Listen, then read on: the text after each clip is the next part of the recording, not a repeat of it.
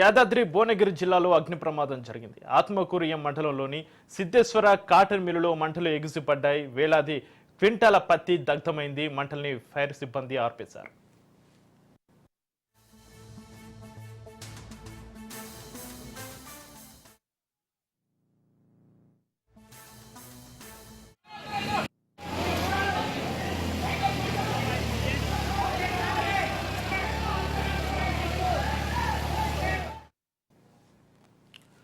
యాదాద్రి భువనగిరి జిల్లాలో అగ్ని ప్రమాదం జరిగింది. ఆత్మకూరు మండలంలోని సిద్ధేశ్వర కాటన్ మిల్లులో మంటలు ఎగిసిపడ్డాయి. వేలాది క్వింటాల పత్తి దగ్ధమైంది. మంటల్ని ఫైర్ సిబ్బంది ఆర్పేశారు.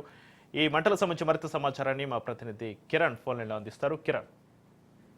చక్రి యాదాద్రి భువనగిరి జిల్లాలోని ఆత్మకూరు మండల కేంద్రంలోని సిద్ధేశ్వర కాటన్ మిల్లో కొద్దిసేపటి క్రితం భారీ అగ్ని ప్రమాదం జరిగింది. విద్యుత్ షార్ట్ సర్క్యూట్ తో జరిగిన ఈ యొక్క ప్రమాదంలో అక్కడికి తీసుకొచ్చినటువంటి వేలాది క్వింటాల పత్తి దగ్ధం కావడంతో లక్షలాది రూపాయల నష్టం అయితే జరిగింది.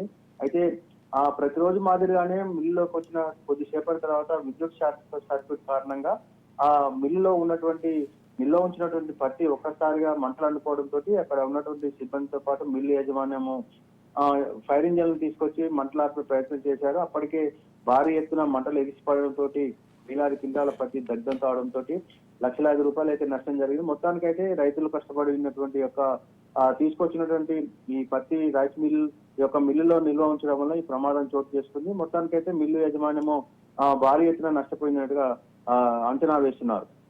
Chakri. Right, thank you Kiran.